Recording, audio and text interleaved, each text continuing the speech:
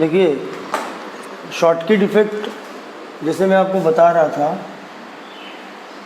कि ऐसे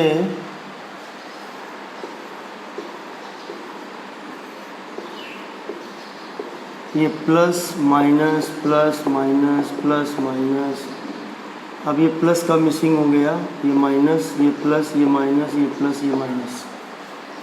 तो अभी क्या है कि एक आपको देखिए ये नज़र आ रहा है होल क्रिएटेड बाय कैटायन, और ये आपका है होल क्रिएटेड बाय एनायन। तो इसमें होता ये है कि कुछ होल कैटायन क्रिएट करते हैं और कुछ होल जो है वो एनायन क्रिएट करते हैं। तो जो कैटायन और एनायन जो होल क्रिएट करते हैं उनको आप ये मान के चलिए कि वो इक्वल होते हैं, बराबर होते हैं, यानी कि number of cation hole equal to number of anion hole. ठीक है, तो ये हम इसको एक बात समझ लें। और किसी भी तरीके का डिफेक्ट हो in any kind of defect, neutrality is always maintained. मतलब क्रिस्टल जो होगा वो न्यूट्रल रहेगा, यानी नेट जो चार्ज होगा उसका वो हमेशा ज़ीरो रहेगा। तो ये हमारा शॉर्टकट डिफेक्ट है। अभी कोई अगर पूछ दे कि भैया इसकी कंडीशन बताओ,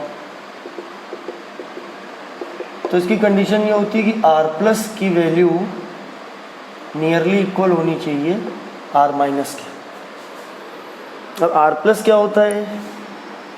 आर प्लस होता है रेडियस ऑफ कैटायन, और आर माइनस क्या होता है? Radius of anion.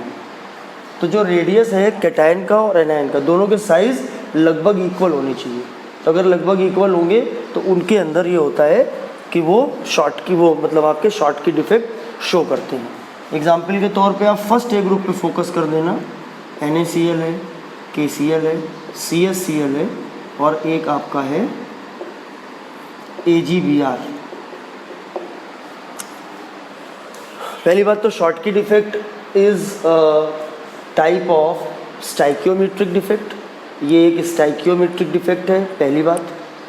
दूसरी बात, stoichiometric defect are those defects in which some holes और vacancies are created by cations and same number of holes are created by anions as well. This is why electrical neutrality remains constant. Students always remember that in any type of deficiency, in any type of crystal defect, electrical neutrality is always maintained. कोई भी defect हो लेकिन जो net charge होगा crystal का that will be always zero. ठीक है, तो मतलब कहने का क्या हुआ, इससे हम एक अपने जीवन के बारे में, ज़िंदगी के बारे में, और जो कोरोना टाइम चल रहा है उसके बारे में एक बड़ी इंपॉर्टेंट बात सीखने को मिलती है। और वो बात क्या होती है? वो बात ये होती है कि चाहे हमारा कितनी भी दिक्कत हो, हमें ना तो प्लस की तरफ सोचना है ना माइनस की तरफ सोचना है, हमको न्यूट्रलिटी मेंटेन रखनी। ठीक है, समझ जाओगे, संवर जाओगे। अच्छा, अब आप देखिए उसके बाद फिर ये मैंने लिख दिया, उसके बाद आर प्लस और आर माइनस लगभग बराबर होते हैं। कैटायन का जो साइज़ होता है और एनायन का जो साइज़ होता है ये लगभग बराबर होते हैं। आर प्लस है रेडियस ऑफ कैटायन और आर माइनस है radius of anion, and these are a few examples. Silver bromide, sodium chloride, potassium chloride और सीजियम क्लोराइड है। इसका आप स्क्रीनशॉट ज़रूर ले लीजिए। ठीक है,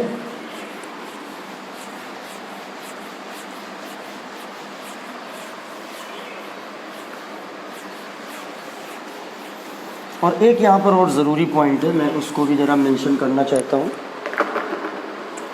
इसमें थोड़ा सा दिया हुआ है बुक में, और ये थोड़ा कंपटीशन लेवल का है, तो ये थोड़ा सा बता दूं क्योंकि समझ में ऐसे नहीं आपको आएगा।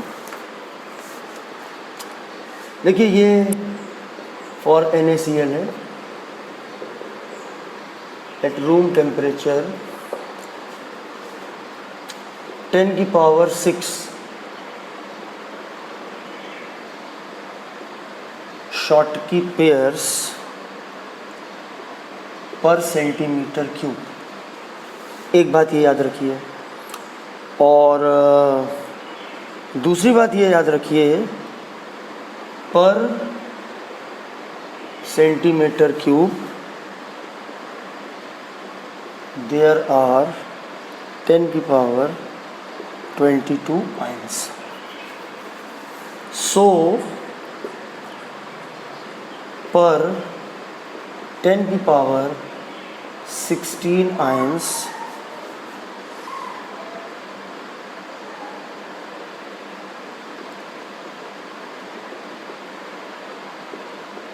Schottky defect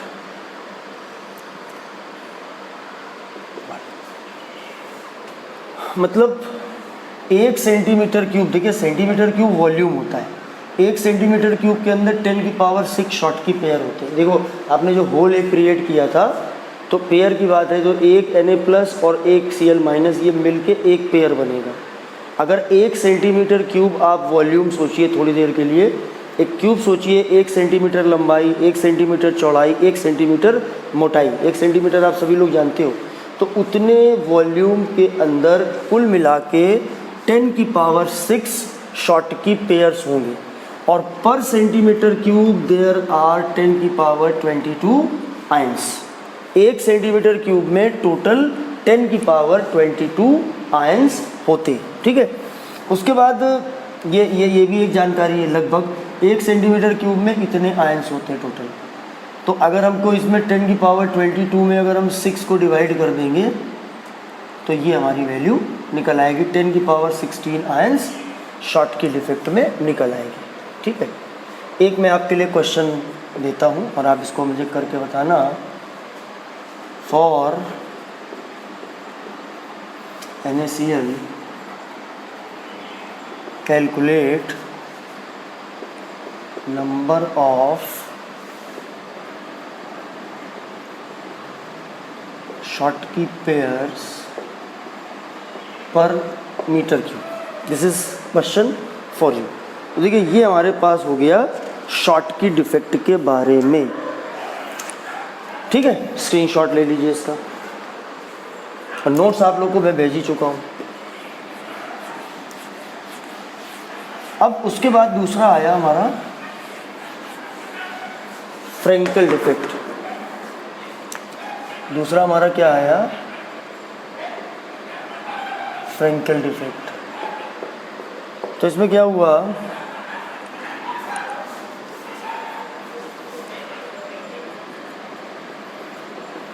mostly cations move into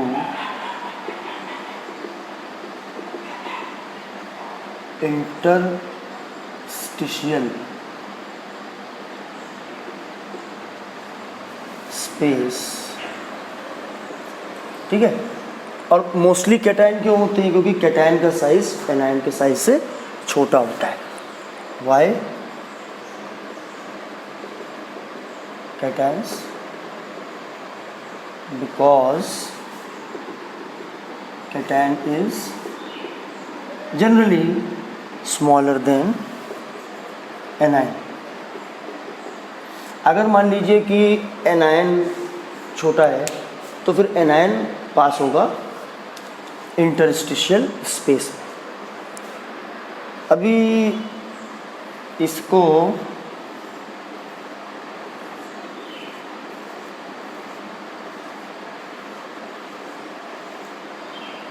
plus minus plus minus plus minus, और ये वाला प्लस मान लिया यहाँ से हट के यहाँ पर बीच में आ गया, ठीक है ना। अब अब ये वाला जो आपको दिख रहा है, ये है होल क्रिएटेड बाय कैटायन। और ये जो दिख रहा है आपको, कैटायन विच क्रिएट्स होल, जिसने होल बनाया वो ये है, होल क्रिएटेड बाय कैटायन, और ये जिसने होल बनाया है। तो अब आप देख सकते हो कि हियर डेंसिटी रिमेन्स कांस्टेंट। आप देख सकते हो भाई, यहाँ से निकल के यहाँ पर आया तो इतने हिस्से की डेंसिटी पे तो कोई फर्क पड़ नहीं रहा है। वाइल इन, अक्सर पूछा जाता है शॉटकी डिफेक्ट डेंसिटी डिक्रीजेस। एक अटल बिहारी जी की मैं कविता आपको सुनाना चाहूँगा। हार नहीं मानूंगा, रार नहीं ठानूंगा, काल के कपाल से लिखता मिटाता जाऊंगा, गीत नए गाऊंगा, गीत नए गाऊंगा। यानी कि प्रॉब्लम आ रही है क्लासेस को, अभी गर्मियों में भी कोई चांस नहीं है, और मेरे हिसाब से जुलाई में भी बहुत कम चांसेस हैं। शायद अगस्त से कुछ काम शुरू हो स्कूल का, कोचिंग का। तो अगर हम तब तक चीज़ों को गड़बड़ा जा देंगे, अब मान लिया नेट पे प्रॉब्लम हो रही है, अब ऑनलाइन क्लास आप लोगों की रखी और दिक्कत हो गई, तुरंत दूसरा रास्ता मैंने सोचा। दूसरा रास्ता हमारे पास व्हाट्सएप है, यूट्यूब है, उसके ज़रिए हम कनेक्ट होने के बारे में सोचेंगे। बस ये टाइम बाउंड रहेगा, बहुत जल्दी मैं इसको करके और हटाने वाला हूँ, ठीक है, हटा दूंगा मैं इसको। तो ये density remains constant while in Schottky defect density decreases, ठीक है। अब अगर हम इसकी फ्रैंकल डिफेक्ट की अगर हम कंडीशन की बात करें, तो कंडीशन में अक्सर इसमें यही होता है कि जो R प्लस होता है वो लेस देन R माइनस होता है। एग्जाम्पल की अगर हम बात करें तो इसमें AgCl, AgBr, AgI और zinc sulphide. And remember that, बहुत इंपॉर्टेंट क्वेश्चन है कि AgBr में न जाने क्यों शॉटकी डिफेक्ट भी है और फ्रैंकल डिफेक्ट भी है। देखिए, पहले तो आपसे एग्जाम्पल पूछे जाते हैं, 2 एग्जाम्पल लिखिए शॉटकी डिफेक्ट के। आपने लिख दिया NaCl लिख दिया, KCl लिख दिया। आपसे पूछा जा सकता है कि 2 एग्जाम्पल लिखिए फ्रैंकल डिफेक्ट के, आप AgCl AgBr लिख सकते हो। और आपसे ये अगर पूछा गया कि कोई एक ऐसा एग्जाम्पल लिखो जो शॉटकी इफेक्ट भी रखता हो और जो फ्रैंकल डिफेक्ट भी रखता हो, तो आप इसको बड़े आराम से कर सकते हो, ठीक है। इसका आप स्क्रीनशॉट फटाक से ले लीजिए। अब आप देखिए इसमें ध्यान से कि जो पहली चीज़ लिखी हुई है कि स्टाइकियोमेट्रिक डिफेक्ट में 3 टाइप होते हैं, एक शॉटकी डिफेक्ट है, एक फ्रैंकल डिफेक्ट है, और तीसरा इम्प्योरिटी डिफेक्ट है। एक इम्प्योरिटी डिफेक्ट हम लोग इलेक्ट्रिकल प्रॉपर्टीज़ में पढ़ेंगे, उसको डोपिंग बोलते हैं। और एक जो हमारा इम्प्योरिटी डिफेक्ट है उसमें किसी आयनिक कंपाउंड में कोई दूसरा आयनिक कंपाउंड हम मिक्स कर देते हैं। जैसे कि हमने एग्जाम्पल लिया NaCl का और उसके अंदर कुछ हमने स्ट्रॉन्टियम क्लोराइड मिक्स कर दिया। मैं आपको समझाता हूँ। जैसे Na plus Cl minus, Na plus Cl minus, Cl minus, Na plus, ये सब डायग्राम कॉपी पे बना लीजिएगा। Cl minus, Na plus, Na plus, Cl minus, Na plus. फिलहाल हमने मान लिया कि ये बिल्कुल परफेक्ट है और इस तरीके से Na और Cl माइनस है। अब मान लीजिए कि इसमें कोई एक Na प्लस, जैसे हमने मान लिया कि ये वाला Na plus replaced by Sr2 plus. देखिए अब कहानी क्या होगी,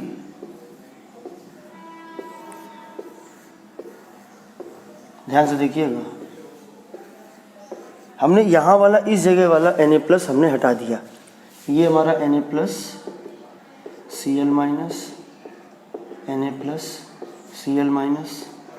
अब Cl-, अब उसके बाद ये बगल में यहाँ पर Sr2+ हो गया, फिर ये Cl- हो गया, फिर ये Na+ हो गया। अब बड़ी सोचने की बात है कि न्यूट्रलिटी शुड बी मेंटेन्ड। अगर हम इस टुकड़े को ध्यान से देखें तो इसमें कुल मिला के 1 2 3 4 8 12 टोटल इसके अंदर 12 हमको नज़र आ रहे हैं कैटायंस और 12 नज़र आ रहे हैं हमको इसके अंदर एनायंस।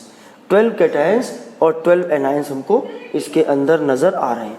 तो इसका मतलब है कि 12 Na+ है और 12 Cl- है और टोटल ये चार्ज हो गया 0, 12+ का और 12- का 0 हो गया। बट हियर अगर हम इसी तरीके से हम फिट कर दें, जैसे मान लिया हम इसको इसी तरीके से फिट कर दें, तो यहाँ न्यूट्रलिटी गड़बड़ाएगी। सोचिए ज़रा ध्यान से कि अभी यहाँ पर क्या हो गया, 12 नहीं 6 Na+ है, क्योंकि 12 तो टोटल है और 6 Cl- है।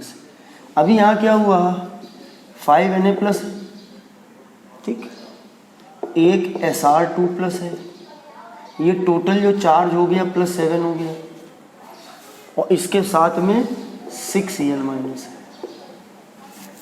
तो अगर चार्ज हमारा 6 Cl- अगर 6 ही है और ये स्टाइकियोमेट्रिक है, इनमें दोनों के चार्ज बराबर होने चाहिए।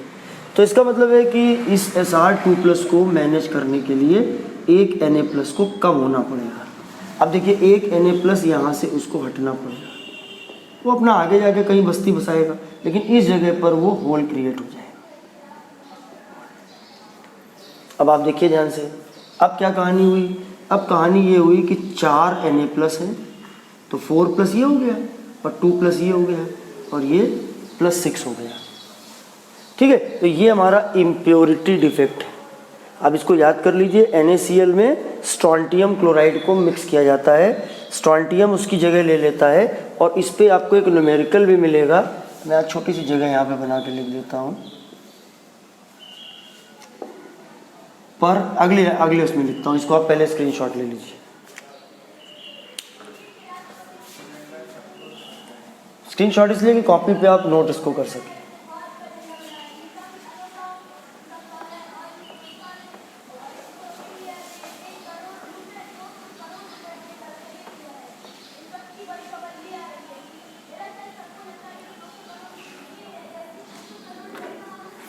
अच्छा, अब देखिएगा अगली चीज़, अगला पॉइंट हमारा ये है कि जैसे हमने बताया था कि per Sr2+ ion total number of cation Na+ vacancy equal to 1। हम चाहे पर Sr2+ लिखें या लिखें पर SrCl2 फार्मूला यूनिट। अगर मान लीजिए 100 SrCl2 हमने मिलाए तो 100 SrCl2 का मतलब होगा 100 Sr2+ आयन। एक के अंदर एक ही तो है SrCl2, आप देखिए ना, SrCl2 को आयन में मैं तोड़ रहा हूँ, ये 1 मोल है, ये 1 मोल है, ये 2 मोल है। अगर इसका एक मोल SrCl2 है या एक फार्मूला यूनिट है तो उससे एक ही तो आयन मिलेगा। तो अगर 100 SrCl2 हैं या 100 Sr2+ हैं तो जो कैटायन वैकेंसी होगी वो भी कितनी होगी, 100 होगी। एक तो हमारा ये एग्जाम्पल हो गया, और जो दूसरा एग्जाम्पल है हमारा, अदर एग्जाम्पल है, उसमें क्या है कि अदर एग्जाम्पल में हमारा जो आएगा वो बड़ा सीधा सीधा आएगा। उसमें क्या है कि देखता हूँ, उसमें AgCl है शायद, silver chloride AgCl mixed with CdCl2, बिल्कुल सिमिलर है। स्ट्रोंटियम वहाँ पर AgCl NaCl था, यहाँ AgCl है, वहाँ पर स्ट्रॉन्टियम था, यहाँ पर कैडमियम है, बस ये दोनों में के अंदर फ़र्क है। तो अदर एग्जाम्पल हमारा ये हुआ AgCl और कैडमियम क्लोराइड का, ठीक है। इसका भी आप स्क्रीनशॉट ले लीजिए। ये पहला आपका स्टाइकियोमेट्रिक वाला एग्जाम्पल हो गया।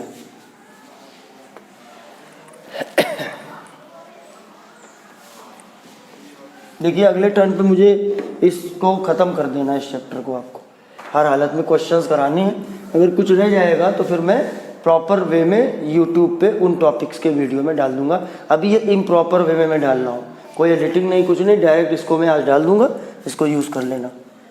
अच्छा, अब आप देखिए अगली जो चीज़ मैं आपको बता रहा हूँ, non stoichiometric defect. Non stoichiometric defect में क्या होता है कि formula of compound is changed, formula हमारा बदल जाता है।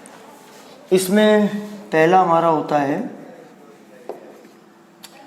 कि मेटल एक्सेस डिफेक्ट और दूसरा होता है मेटल डिफिशियंसी डिफेक्ट। इसमें क्या होता है कि जो टोटल हमारा पॉजिटिव चार्ज है वो ज़्यादा होता है टोटल नेगेटिव चार्ज से। मतलब मैं इसको अपने हिसाब से जो है मतलब ऐसे लिखता हूँ कि A+ ग्रेटर देन B-। ये कैटायन मान लिया, ये एनायन मान लिया।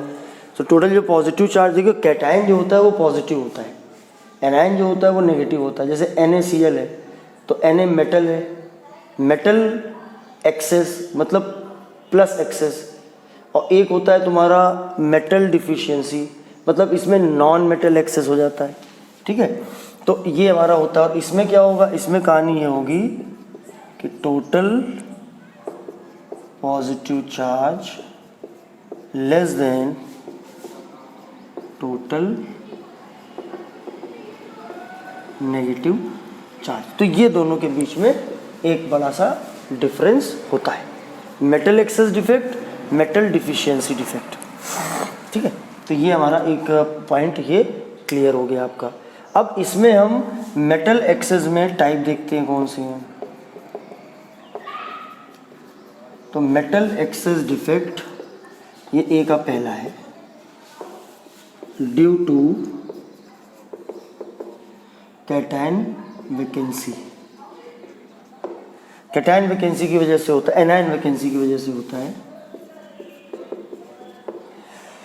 इसको हम एक नाम और देते हैं F सेंटर। F का मतलब होता है फॉर बेंजेंटर,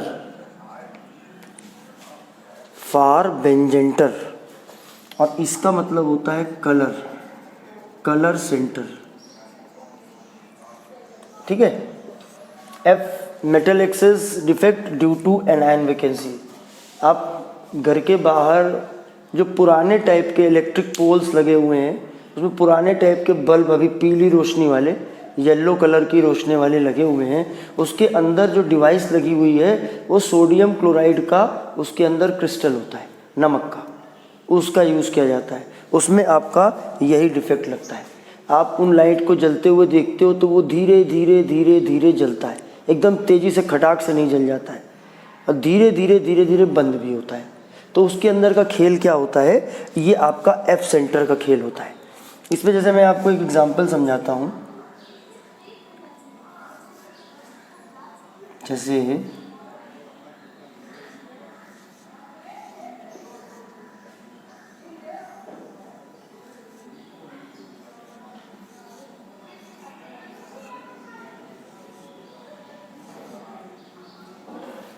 मैं ऐसे ही बना लेता हूँ, इसको ऐसे ही प्लस माइनस करके बना लेता हूँ, थोड़ा इजी हो जाएगा। बुक की तरह नहीं बन पाता अच्छा डायग्राम।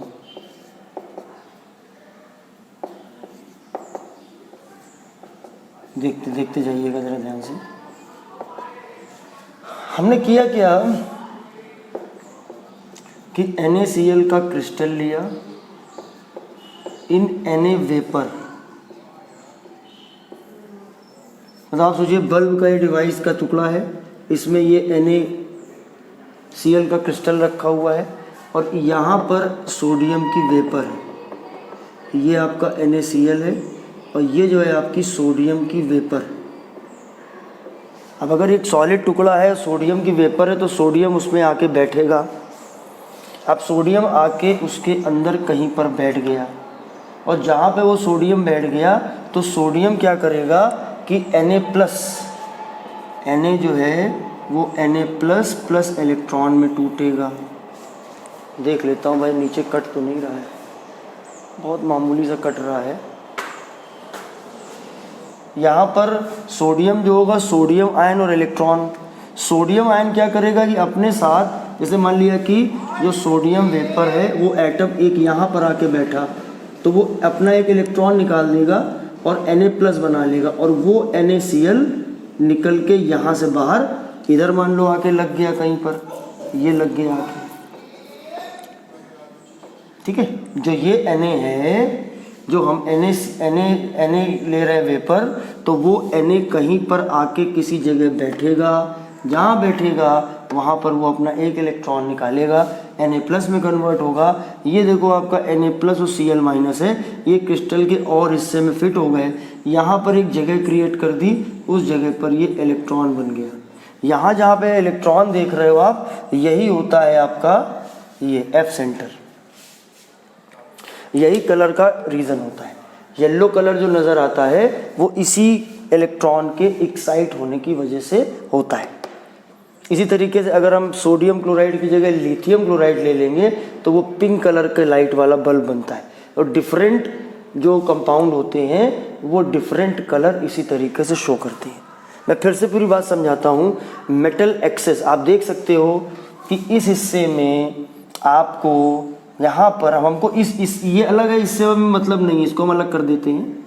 आप देख सकते हो कि इसके अंदर कैटायन ज़्यादा है, एनायन की ये जगह थी, यहाँ पर माइनस होना चाहिए था, दैट इज़ मिसिंग। उसकी जगह पर यहाँ इलेक्ट्रॉन आके बैठ गया। ये खाली जगह में एनायनिक वैकेंसी में इलेक्ट्रॉन बैठ गया, इसी को बोलते हैं एफ सेंटर। एफ कोई एक ग्रीक या लैटिन टर्म फार बेंजेंटर से बना है, जिसका मतलब होता है colour centre. Due to this centre इस तरह के सिस्टम में कलर अपीयर होता है। और ये मेटल एक्सेस, इस पे क्वेश्चंस भी पूछे जाते हैं, what is F centre, what do mean by फार बेंजेंटर, और कोई एक एग्जांपल आप उसको ले सकते हो, ठीक है। तो ये हमारा मेटल एक्सेस का पहला टाइप हो गया, इसका भी आप फटाक से स्क्रीनशॉट ले लीजिए। अब देखिए जो आपका मेटल एक्सेस डिफेक्ट है उसका जो दूसरा टाइप है, मेटल एक्सेस का जो सेकेंड टाइप है वो है, पहला तो है एफ सेंटर वाला, दूसरा है defect due to presence of external cations at interstitial side. जो दो बॉल के बीच के, जो तीन बॉल के बीच के जो गैप होते हैं तो वहाँ पर आ जाए। और उसके लिए अच्छा एग्जाम्पल है जिंक ऑक्साइड का। जिंक ऑक्साइड को जब हम हीट करते हैं तो देखिए Zn2+ बना और आपका जो है ऑक्साइड आयन बना, बल्कि ये O2 करके हाफ O2 करके निकल जाता है। और अगर इसको बैलेंस हमको करना है तो दो यहाँ पर इलेक्ट्रॉन निकल जाते हैं। अब आप देख सकते हो कि जब हम इसके क्रिस्टल में जनरली क्या है, देखो ऐसे है Zn2+ O2- Zn2+ O2-, ऐसे ही O2- Zn2+ O2- Zn2+, इस तरीके से है ये मामला, ऐसे ही क्रिस्टल होता है। अब जब इसको हमने हीट किया तो क्या हुआ कि जो जिंक आयन है वो तो जिंक आयन रहा, वो एक्स्ट्रा आके इंटरस्टिशियल स्पेस में पड़ गया, और जो ऑक्सीजन है वो निकल गई O2 बन के। तो उसकी वजह से क्या होता है कि मेटल बढ़ जाते हैं। तो अगर ये O हमारा यहाँ से हट गया, ये होल क्रिएट हो गया, तो आप देख सकते हो कि कंपैरेटिवली यहाँ पर कैटायंस इंक्रीज हो गए। और उनकी वैलेंसी को पूरा करने के लिए इलेक्ट्रॉन्स जो है अगल बगल का वाली जगह में आके उसको मैनेज कर देते हैं, ठीक है। अब उसकी वजह से क्या होता है कि जो फॉर्मूला पहले ZnO था वो फॉर्मूला अब Zn1 + XO हो गया। अभी यहाँ पर क्या है, Zn और O के बीच रेशियो 1:1 है। अभी क्या है 1 + X:1, तो फर्क हो गया क्योंकि जिंक के जो एडिशनल आयंस है वो बढ़ गए, तो जिससे कि मेटल एक्सेस हो गया। दूसरा जो इसमें टाइप है वो है मेटल डिफिशियंसी डिफेक्ट या नॉन मेटल एक्सेस डिफेक्ट। तो इसमें नेगेटिव वाले एक्सेस बढ़ जाते हैं। जैसे मान लीजिए ये हमारा है Fe2+, O2-, Fe2+, O2-, O2-, ऐसे करके मैंने यहाँ पर लिख दिया।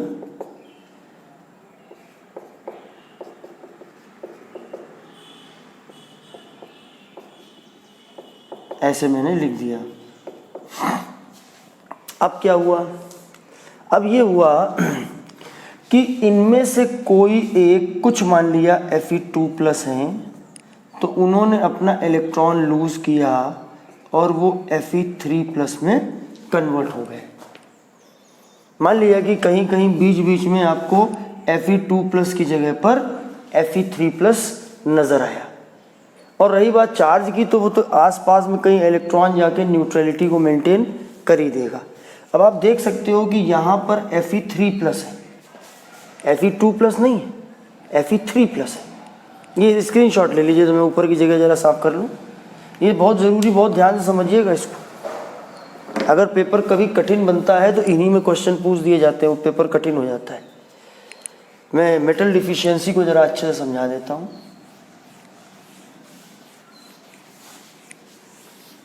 देखिएगा अभी क्या हुआ कि जैसे अभी FeO है हमारा फॉर्मूला, तो ये 1:1 का रेशियो है। मतलब Fe और O में 1:1 का रेशियो है। मतलब अगर ये 100 Fe हैं तो 100 O है। मतलब Fe2+ अगर 100 है तो O2- भी 100 होंगे। तो स्टाइकियोमेट्री इज मेंटेन्ड। लेकिन अब मान लिया कि अब इसका फॉर्मूला ये हो गया Fe 0.95O। क्यों? क्योंकि अब Fe और O के बीच का रेशियो 1:1 नहीं रह गया। क्यों? कुछ कम हो गए ना। ये तो Fe3+ है, Fe2+ नहीं है। तो अभी क्या हुआ, अगर हम रेशियो देखें तो 0.95:1 है, या अगर ये 95 है तो ये 100। On average per 100 oxygen oxide ion there are only 95 Fe2+। और यहाँ पर क्या था कि ये 100 थी। ये तो ये आपका जो फॉर्मूला है ये नॉन स्टाइकियोमेट्री है। और देखिए यहाँ पर लिखा हुआ है कि जो इसकी रेंज होती है Fe 0.93O से और Fe 0.96O, इस रेंज के बीच में आती है।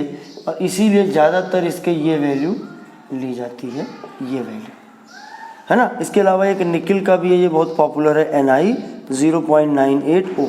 इसमें भी वही चीज़ होती है कि जहाँ Fe लिखा हुआ है Fe2+ की जगह Ni2+ है। उसमें क्या होता है कि एनर्जी मिलके बाहर से हीट हो गई और तरह से एनर्जी मिल गई, तो क्या हुआ कि उसने अपना एक इलेक्ट्रॉन और निकाल दिया और उसकी वजह से ये उसके अंदर प्रॉब्लम आ जाती है। तो ये हमारा मेटल एक्सेस डिफेक्ट हो गया, मेटल डिफिशियंसी डिफेक्ट हो गया। ये आपके तीनों टाइप के हो गए जो मैंने आपको पहली कैटेगरी में स्टाइकियोमेट्रिक, नॉन स्टाइकियोमेट्रिक और आपका जो है वो कौन सा था, इम्प्योरिटी डिफेक्ट। तो ये हमारा एक हो गया। अच्छा, अब इसमें मैं एक चीज़ आपको और बताए दे रहा हूँ और वो है इनकी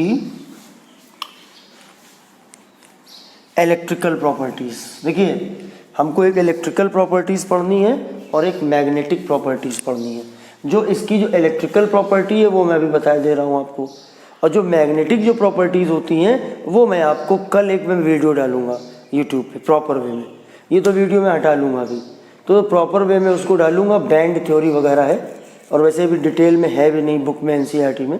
तो मैं एक डिटेल में एक बड़ा सा बढ़िया सा वीडियो बना दूंगा, तो उसको आप पढ़ लेना। यानी जब अगली क्लास में परसों जब हम लोग मिलेंगे, रोज़ ये नेट की प्रॉब्लम नहीं रहेगी, हो ही गई किसी वजह से, तो अब जब अगले टर्न पे मिलेंगे तो इस चैप्टर को हमें ख़त्म करना है, ठीक है। क्वेश्चन जो बचे हुए हैं वो कराने हैं। तो अभी आप देखिए कि जो इसकी इलेक्ट्रिकल प्रॉपर्टीज़ हैं तो इसमें मैं आपको दिखाता हूँ। और कंडक्टिविटी मतलब इसमें पहले तो देखिए 3 चीज़ आपको ये बतानी है कि कंडक्टर्स और सेमी कंडक्टर्स, और तीसरी चीज़ आपकी हो गई इंसुलेटर। सभी जानते हो आप लोग, बचपन से पढ़ते आ रहे हो, लेकिन यहाँ पर एक हमें कंडक्टिविटी की वैल्यू हमको थोड़ी याद करनी है। कंडक्टिविटी इसको कप्पा से डिनोट करते हैं, और इनकी जो वैल्यू होती है वो 10⁴ से 10⁷ ओम इनवर्स मीटर इनवर्स, ये इसका यूनिट है। तो ये कंडक्टिविटी की ये वैल्यू होती है। कंडक्टिविटी ज़्यादा है तो उसमें करंट का फ्लो ज़्यादा होता है। सेमी कंडक्टर में जो कंडक्टिविटी यानी कप्पा, ये होता है कप्पा। ये आप लोग पढ़ोगे चैप्टर नंबर 3 इलेक्ट्रोकेमिस्ट्री में, इसके बारे में डिटेल में। तो इसकी जो रेंज होती है वो 10⁻⁻6 से 10⁴ होती है एनसीईआरटी के मुताबिक, ओम इनवर्स मीटर इनवर्स। और जो इंसुलेटर होते हैं, लकड़ी वकड़ी हो गई, प्लास्टिक वगैरह हो गई, तो इनका जो कप्पा की वैल्यू होती है ये होती है 10⁻⁻20 से 10⁻⁻10। तो ये एक तो आप वैल्यू याद कर लीजिएगा। अब आप कंडक्टर में जानते हो मेटल हो गया आपका। अब सॉलिड की बात करेंगे तो मेटल हो गया। सॉलिड फॉर्म में जो मेटल होते हैं उन्हीं में कंडक्शन होता है। अगर कोई आयनिक सॉलिड है तो वो जब तक सॉलिड रहता है तब तक उसमें कंडक्शन नहीं होता है। उसके लिए हमको पिघलाना पड़ता है उसको, या तो मोल्टेन फॉर्म में लें और या फिर हम उसका एक्वस सोल्यूशन लें, तब कंडक्शन होता है। कंडक्शन का रीज़न या तो आपके इलेक्ट्रॉन्स हैं और या फिर चार्ज पार्टिकल है, ठीक है ना। आप ये समझिए कि जो कंडक्शन होता है या तो वो इलेक्ट्रॉन के थ्रू होता है और या फिर वो आयंस के थ्रू होता है, ठीक है। आयंस के थ्रू होता है। आयंस के थ्रू जो होता है वो aqueous solution of ionic solid. Ionic solid का एक्वस सॉल्यूशन आप ले लीजिए, उसमें होता है। और जो इलेक्ट्रॉन का जो होता है मेनली फ्लो जैसे मेटल्स में होता है। तो एक तो ये 3 आपको ये वैल्यू आपको अच्छे से याद कर लेनी है, और ये आपका जो है इलेक्ट्रिकल प्रॉपर्टी हो गई। फिर इसमें बैंड्स के बारे में है थोड़ा सा, और फिर इसमें जो है डोपिंग के बारे में। ये मैं इतना आपको बता दे रहा हूँ। एक आर्टिकल बचेगा, वो मैं कल आपको प्रॉपरली एक वीडियो डाल दूंगा, आपका चैप्टर कंप्लीट हो जाएगा। मैं इसको साफ कर रहा हूँ, ठीक है।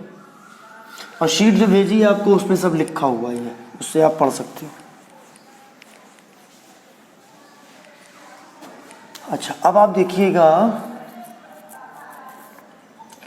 कि एक आपका होता है इसमें वैलेंस बैंड और एक आपका होता है कंडक्शन बैंड। ये जो टॉपिक है सब कुछ थोड़ा बहुत रिलेटेड है मॉलिक्यूलर ऑर्बिटल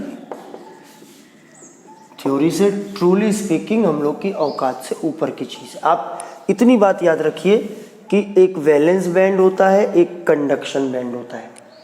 जो मेटल होते हैं भाई, मेटल में देखो कैसे बॉन्डिंग होती है। जैसे ये एटम है मेटल के, ये मेटल है तुम्हारे ये, तो इनके जो इलेक्ट्रॉन्स होते हैं वो ऑर्बिटल्स में रहते हैं, तो एटॉमिक ऑर्बिटल में रहते हैं। और चूँकि जब ये मेटेलिक बॉन्डिंग करते हैं तो वो मॉलिक्यूलर ऑर्बिटल बन जाते हैं। मतलब ये कहीं ना कहीं कुछ ना कुछ इसका रीज़न ऐसे आपस में ये जुड़ जाता है, ऐसे करके कुछ ये कनेक्ट हो जाते हैं। तो ये मॉलिक्यूलर ऑर्बिटल में रहते हैं। तो मॉलिक्यूलर ऑर्बिटल में रहते हैं तो वहाँ पर इन्हीं को बैंड बोलते हैं। तो बैंड 2 तरीके के होते हैं, एक वैलेंस बैंड होता है, एक कंडक्शन बैंड होता है। अगर अब हम बात करें कि कंडक्टर की, हमको समझना क्या है, तो कंडक्टर में हमको ये समझना है कि या तो ये बैंड जो है पूरे भरे नहीं होते। जैसे ये इतने हिस्से में तो आपका इलेक्ट्रॉन है, इलेक्ट्रॉन की फील्ड है, लेकिन इतनी हिस्सा खाली है, तो यहाँ इलेक्ट्रॉन मूव कर सकता है आराम से।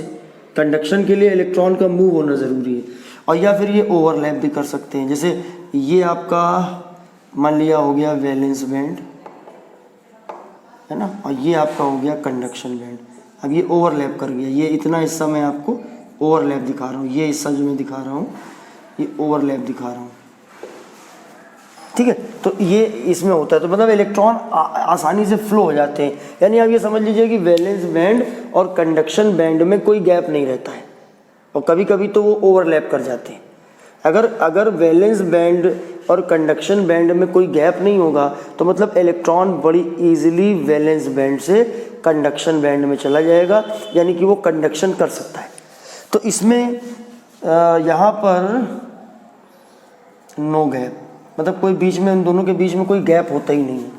अब अगर हम बात करें कि हमारा सेमीकंडक्टर, इंसुलेटर, मतलब बीच की, दोनों के बीच के, तो इनके अगर हम बात करेंगे तो यहाँ पर क्या होता है, ये कम गैप होता है।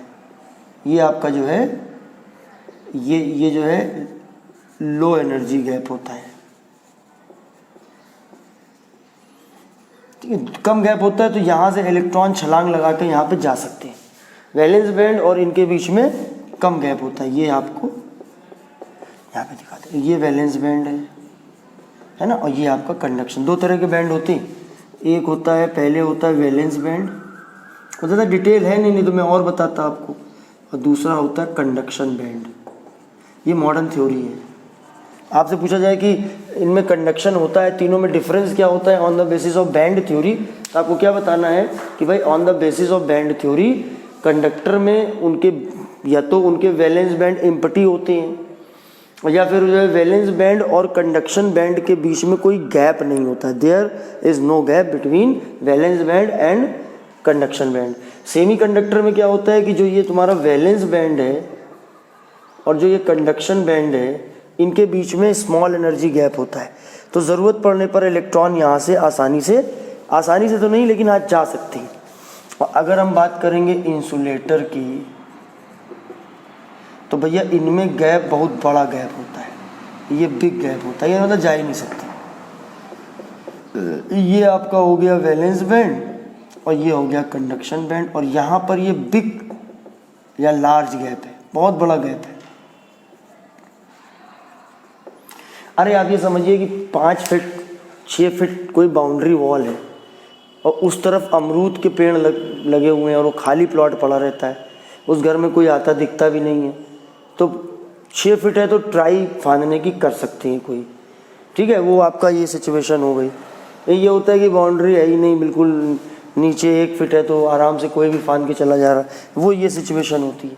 और 6 फीट की बाउंड्री हुई तो ये सिचुएशन होती है कि जाया जा सकता है, कम है लेकिन जाया जा सकता है। और इसमें इतना बड़ा गैप है, 15 फीट की बाउंड्री बनी हुई तो कोई अंदर फांद के नहीं जा सकता है, ठीक है। तो ये डिफरेंस है कंडक्टर, सेमीकंडक्टर और इंसुलेटर के बीच में। इसका भी स्क्रीनशॉट ले लीजिए आप, बड़ी बड़ी थ्योरी है ये। अच्छा, एक चीज़ है इसमें मैं डोपिंग और बता दे रहा हूँ। तो आपके उधर वाले एक तो डिफेक्ट हो गए, क्रिस्टल के डिफेक्ट, और आपका ये इलेक्ट्रिकल प्रॉपर्टी हो गई, और मैग्नेटिक प्रॉपर्टी में आपको कल वीडियो बनाऊंगा बढ़िया सा। तो अब आप देखिए इसमें डोपिंग। तो पहले हम इसमें कुछ एग्जाम्पल लेते हैं सेमीकंडक्टर के। सेमीकंडक्टर में एक मैं सिलिकॉन लेता हूँ, एक जर्मेनियम लेता हूँ, दो बढ़िया हैं। सिलिकॉन का अगर हम एटॉमिक नंबर देखें 14 होता है, 284 होता है। और जर्मेनियम का हम लेते हैं तो जर्मेनियम में भी कितना भी एटॉमिक नंबर हो, लास्ट में उसके भी 4 होते हैं। अगर हम सिलिकॉन का पूरा क्रिस्टल सिस्टम बनाए हैं तो उसके अंदर क्या होंगे कि ऐसे हमारे एटम्स होंगे, लाइक दिस। ऐसे मैं थोड़ा सा हिस्सा बना के दिखा रहा हूँ। इसके पास क्या है कि 4 इलेक्ट्रॉन होते हैं, तो 1 2 3 4। अब इसके इधर भी कोई होगा तो उसका भी 1 इलेक्ट्रॉन आया, इधर कोई होगा तो उसका, सबकी वैलेंसी 4 होती। ये 1 इलेक्ट्रॉन इससे आ गया, यहाँ से आ गया, 1 इलेक्ट्रॉन इसने दे दिया। तो ऐसे आप कुल मिला के जब आप बनाओगे, आप इसको बना के देखो,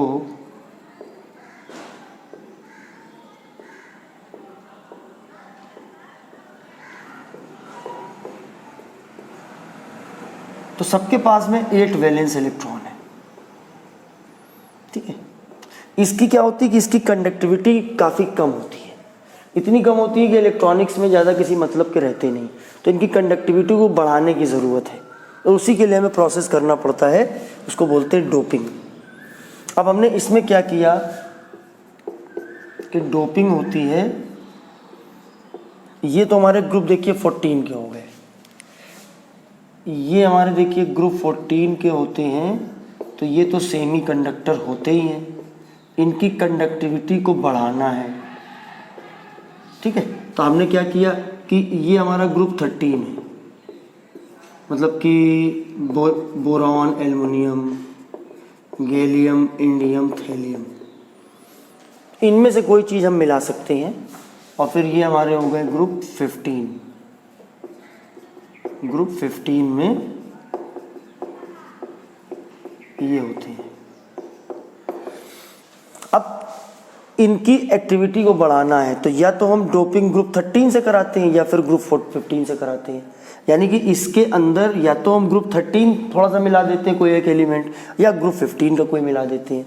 उसका असर क्या होता है कि उससे उसकी कंडक्टिविटी पे फर्क पड़ता है, और हमको जो कंडक्टर मिलता है वो थोड़ा अलग टाइप का मिलता है, वो थोड़ा डिफरेंट मिलता है हमको, उसकी कंडक्टिविटी इनहेंस हो जाती है।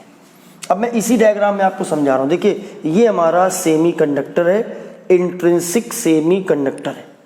अब हमने क्या किया कि मान लीजिए कि इसमें हमने एल्युमिनियम मिला दिया, एल्युमिनियम मिला दिया, एल्युमिनियम होता है 13283। अब मान लिया एल्युमिनियम मिलाएंगे तो कहीं तो एल्युमिनियम जाके फिट होगा, तो मान लिया एल्युमिनियम हमने यहाँ पे मिला दिया।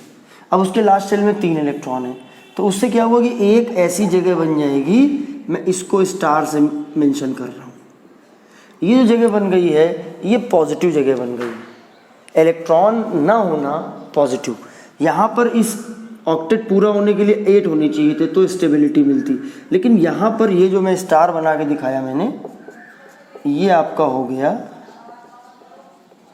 पॉजिटिव, ये स्टार हमारा पॉजिटिव हो गया, ठीक। अब इसकी वजह से क्या होता है, ये इलेक्ट्रॉन मूव करने शुरू करते हैं, ये इधर छलांग लगाता है, ये इधर लगाएगा तो ये यहाँ लगाएगा, तो इस तरीके से उसकी कंडक्टिविटी इनहेंस हो जाती है। अब मान लो कि हम उसमें इस ग्रुप का मान लो फास्फोरस मिला दिया 15285।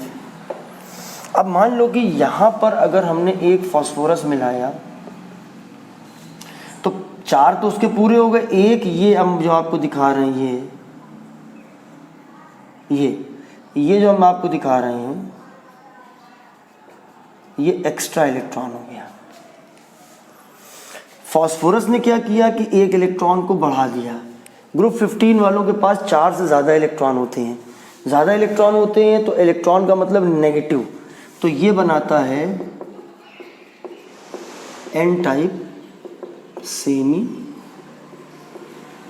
कंडक्टर, और ये क्या करते हैं पॉजिटिव बनाते हैं, ये बनाता है पी टाइप सेमी कंडक्टर। बस आपसे आप यही पूछा जाता है कि ग्रुप 13 का मिलाएंगे, पहली बात याद कर लिए सेमी कंडक्टर में ग्रुप 14 के होते हैं, लास्ट शेल में 4 इलेक्ट्रॉन होते हैं, बिल्कुल परफेक्टली ऑक्टेट उसका पूरा होता है। डोपिंग करते हैं या तो ग्रुप 13 वाले के साथ, ग्रुप 13 में ये एलिमेंट्स हैं, इनके वैलेंस इलेक्ट्रॉन 3 होते हैं, 4 में एक कम होता है, एक कम होता है तो वो पॉजिटिव कैरेक्टर शो करता है, तो ये पी टाइप के सेमी कंडक्टर बनाते हैं। ग्रुप 15 के लास्ट शेल में 5 इलेक्ट्रॉन होते हैं, 5 में से 4 यूज़ कर लिए, एक बच गया, तो वो आपके बनाते हैं एन टाइप के सेमी कंडक्टर। और इससे क्या होता है कि इनकी कंडक्टिविटी बढ़ जाती है। बाकी आप लोग फिजिक्स में भी इसको अभी आगे पढ़ोगे, या तो केमिस्ट्री में थोड़ा सा ही है। तो अब हमारा बस सिर्फ एक आर्टिकल बचता है, वो है मैग्नेटिक प्रॉपर्टी। तो मैं कल ही आपको ये वीडियो बनाऊंगा, आज मैं अभी इसको अपलोड करूंगा, टाइम मैं आपको बता दूंगा, और ये भी बता दूंगा कि कितने से कितने के बीच में ये रहेगा। उसके बाद मैं इसको डिलीट कर दूंगा, क्योंकि बढ़िया वीडियो जिस मैं स्टैंडर्ड के बनाता हूँ यूट्यूब पे वैसे नहीं है। हाँ, आपकी जो क्लास फंस रही थी वो क्लास आपकी कंप्लीट मैंने कर दी, अच्छी तरीके से मैंने पढ़ा दिया। ठीक है, जय हिंद।